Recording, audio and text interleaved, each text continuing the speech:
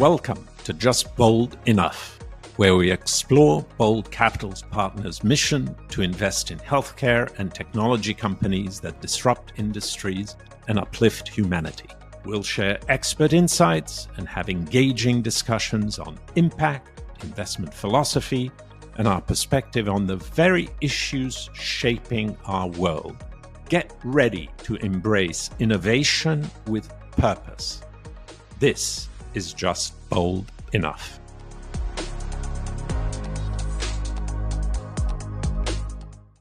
Welcome to the first episode of Just Bold Enough.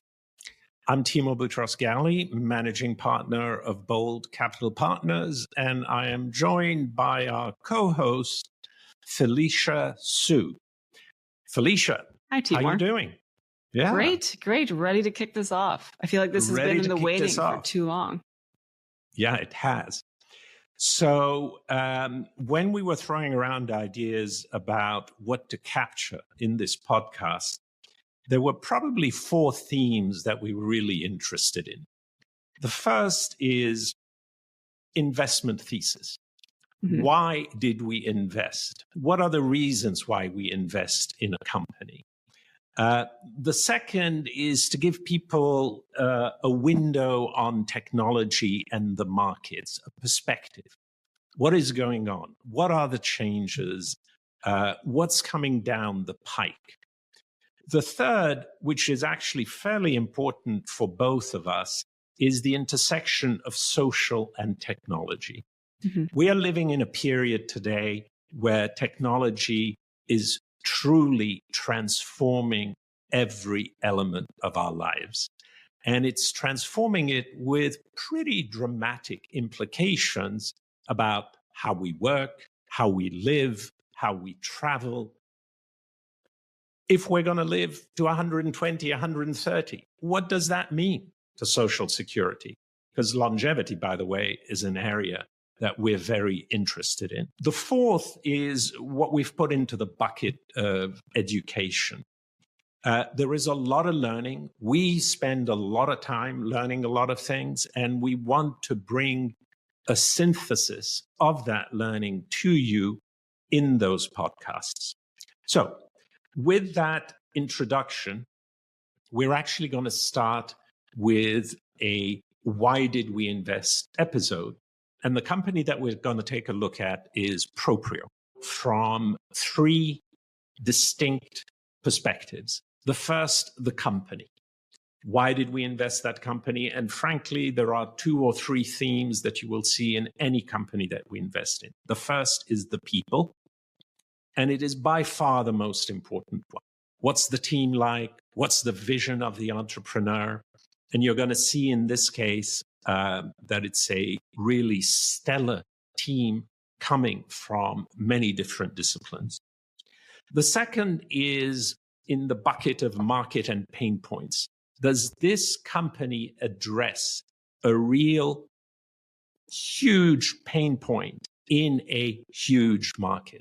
Because if it does, those tend to be some of the most attractive investment opportunities. Underlying all of that are the technological changes which make that happen. And what we're going to talk about here is this concept of convergence. Convergence is different technologies coming from different disciplines converging to create a solution that heretofore has not been seen before. And this, we actually feel, is one of the ingredients, assuming the first two that I've talked about are satisfied, that can truly disrupt an industry and create outsized returns. So let's talk about Proprio, the company. And very briefly, Proprio has developed a novel surgical navigation device. And Felicia, maybe you can explain what surgical navigation is. So Proprio, I think when you think about the world of surgical navigation, people think of the operating room, right? And it has, dozens of machines in there. You think everything is visualized super well. The bad news, having been a med student who is, trying to bend over and look at the small, tiny surgical field, especially when you think about certain surgeries like in the back, you can't see anything. Like you really cannot see anything. I spent many hours pretending like I saw something when I couldn't see anything at all. And so I think when you think about surgical navigation, the first thing before navigating is visualize. Right? You have to be able to see what it is that you're doing. So it's tracking the instrument to see exactly where the tip of the instrument is. It's tracking the actual parts of the patient, for example, bones, to say, where is the bone now? So when you think about some surgeries, you want to think about alignment, right? You don't want to realize later that your alignment wasn't good because you have to go back in. So it's being able to track the instrument that is holding onto the bone. It's being able to track whether the two ends of the bone are now forming a nice, beautiful 180-degree line versus still slightly crooked. And that can make all the difference for the patient. But, and this is one of the things that Proprio solves, today, the state of the art, right, is you take an MRI or a CAT scan beforehand. That becomes your ground truth. And then you are mapping your instruments or what you're seeing to that MRI. But that's a static image, which was taken before the surgery. So how do you actually get an accurate depiction of... You don't. So basically what happens is as you're in the OR, you're doing the surgery. Let's say I'm, doing like a bone realignment, right? Yeah. I actually take an X-ray, but it's not as simple as just taking an X-ray. You have to make everyone wear this thick lead. Everyone needs to leave the room because of radiation exposure. Then you need to haul in this huge machine. It takes time to take the image. Then you haul the machine out, at which point the patient could have honestly moved a little bit, which could make all the difference again. You look at the image and then you kind of guesstimate. Okay, I think it looks a little bit more straight now. And then you'll do that process however many times you need to until you get the result that you want. So there's a lot of room for error. There is a lot of room for error. And in fact, I believe the statistic, particularly for complex surgeries like back surgery, where you're fusing, what are they called? Your vertebrae. Vertebrae, thank you. About 40 to 50% of patients have to come back to have the surgery redone because maybe the screws have been implanted slightly off angle, or that alignment that you're talking about isn't exactly what it turned out to be.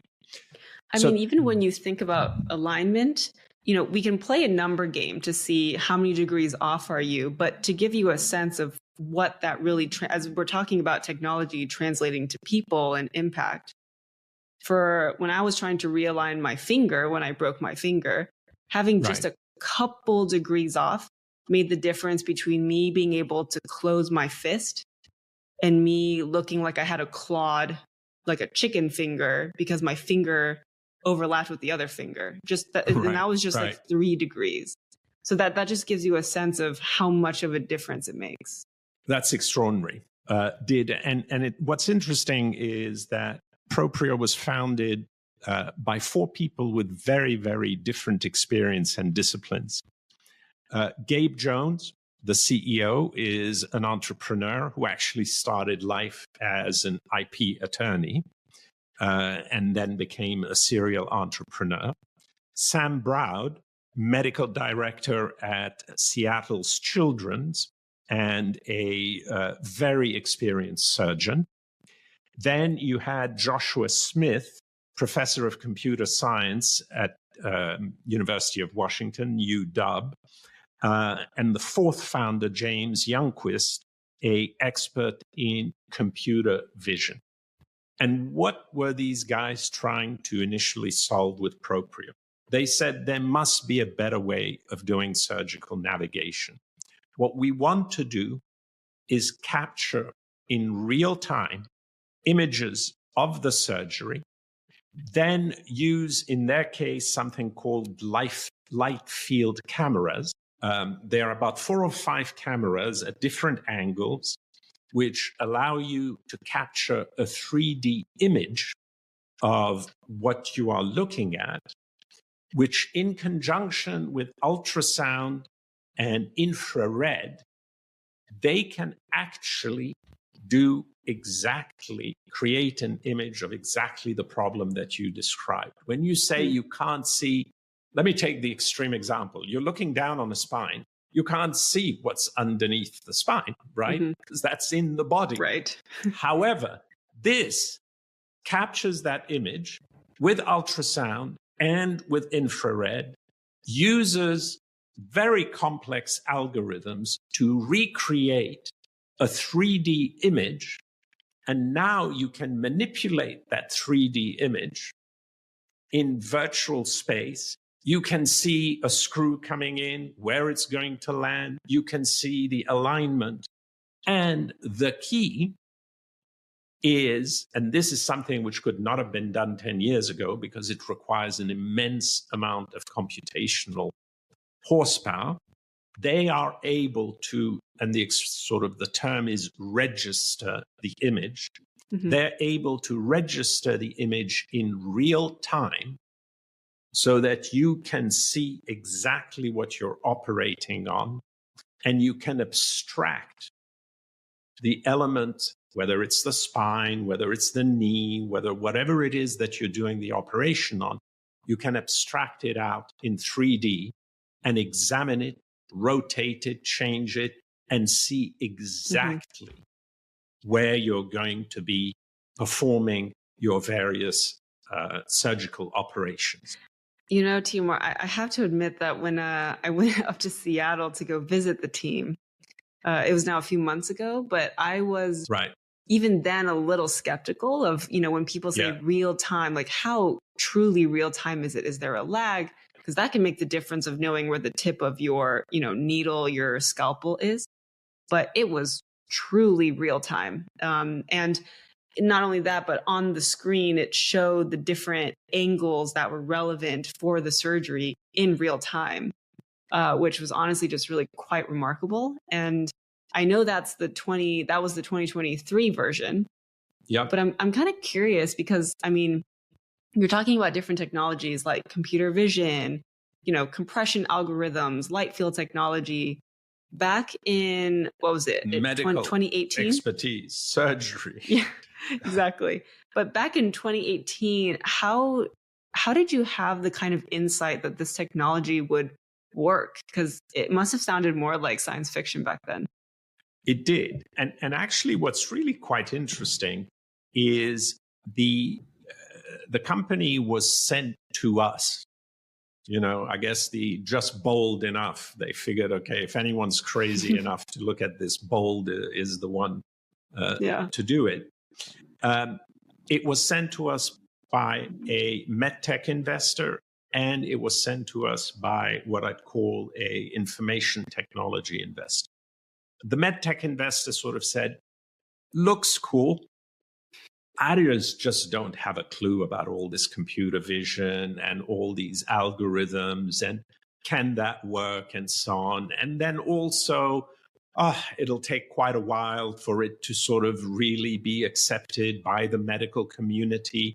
So there was a lot of reluctance there because this was just too transformational. So they kind of said, yeah, we get the benefit. We don't have a clue about the viability of the technology. The tech industry, we understand, yes, you should be able to. The engineering is there, the compute power is there, broadband is there, so that you can create those images. We don't understand the medical industry. We don't understand the medtech market. And so both those investors were reluctant at this stage to make that investment. Why did we take that step forward? I have to go back to the people. That's number one. You had a surgeon as part of the founding team. You had a computer scientist on the vision side validating it. You had a computer scientist professor at UW on head of the one of the computer science departments, the sensor department, validating it and saying, yes, we can create these 3D images. They also had your POC sort of sitting in a room, which was a huge, clunky machine, but which showed sort of that things could work. So the combination of having medical expertise, computer science expertise, and a business leader made that leap much, much easier to make. Yeah. And the other sort of very interesting element is I sort of said, we love businesses at the intersection of software and biology. Use data and biology, as another word, rather than software. And one of the things which was truly attractive about Proprio was in success, there was a very attractive surgical navigation business. Over and above that, Felicia, they are, as you know, are capturing terabytes of data, of video data for each of those surgeries. That data is amenable to machine learning and AI. And you have a proprietary data set, which can allow you to take your business to the next level, which is the data monetization part. And there are lots of avenues. And I think for Proprio, having that data layer, we live in an information era, right? Everyone just wants information like no other. It's why we think about big data. It's a new field because we have so much information that we want to figure out what to do with. Absolutely. And I think just to kind of go back to something earlier you said, which struck me, is that I think when people have their buckets, right, that they're willing to take a risk in, but they're unwilling to step outside of that bucket to take a different kind of risk, because we were able to merge two different worlds, we discovered almost this entirely new category of insight, of potential revenue, potential impact, potential growth, because we were able to marry those two. So that's just kind of... No, absolutely. Cool. And that's the underlying theme of convergence. Yeah. If you can take the risk of taking your technologies, marrying them to other technologies, and then applying them to a new problem in success, you truly stand the chance to disrupt industries. And that's what Proprio is doing. So the data layer is really the second part to the business model. And that was the other reason why we were very attracted. And I think that points to Proprio's, I guess you can almost call it a synergistic business model, just because it has multiple avenues. But I think it also, to make it even more exponential, it makes it so that their first thing impacts patients, right? Their second thing can impact workflow in a hospital. And of course, everything they do impacts both doctors and patients, of course. But, the target, it kind of widens our impact. And when we think about uplifting humanity, that's a really big part. And the other thing that I think is really cool and nuanced about their data piece is that, as you know, the most important thing with AI is your source of data. So Absolutely. When you're trying to create algorithms, you want as much control of your data as possible to make it as clean as possible.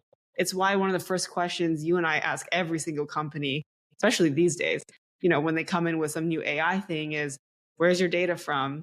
How clean is it? Do you have access to it? Do other people have access to it? And so the fact that Proprio now has access to their own data that they themselves are generating have complete control over, I think will, set them up for success as they move forward too. The company achieved quite a few milestones in the last 6 months. Just a few. First of all, it's got its FDA approval. Yeah, no biggie. No biggie. More importantly, it has now, since the summer, been doing live surgeries. Surgeons have been using the Proprio system to do a number of live surgeries. And I think for both you and I, what is truly exciting is comments from surgeons who come back and say, we had scheduled this to be an 8-hour surgery.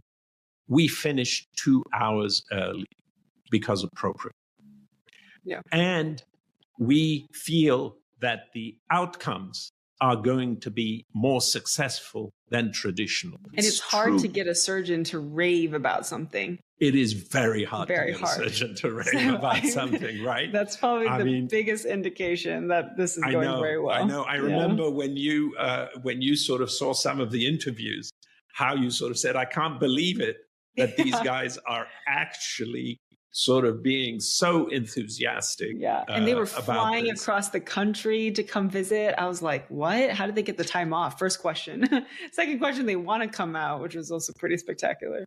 So if you were summarizing the key takeaways from Proprio, what would they be for you? And I'll give mine, and then we'll call it a day on this podcast.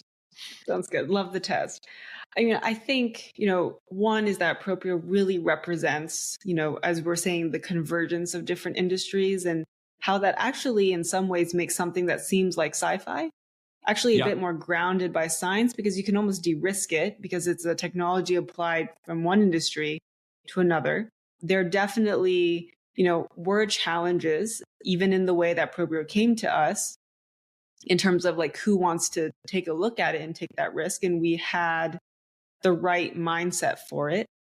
And then really importantly, the sort of synergistic business model of Proprio, and how having that data layer is what really was the cherry on top for us, because it really opens everything for exponential growth. And really, as I couldn't say it better than what you did, but it's right? It's the team that's propelling it forward.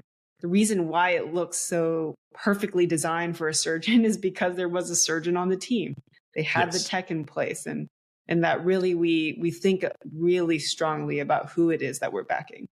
Well, I actually don't have much to add to that. Please, if you found it fun and interesting, then post it on your social media or other channels. Probably our next episode will take a look at another area, another intersection, in this case, drug discovery and generative AI. And we know generative AI is very much on everyone's lips, but it's something that we invested in 8 years ago.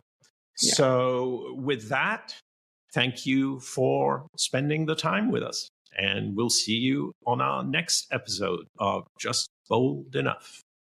Thank you for tuning in to Just Bold Enough, where we aim to change the world by bridging sci-fi with reality. Follow us for more insights, updates, and stories of transformation. Stay bold, stay inspired, and remember, the future is as bold as we dare to dream.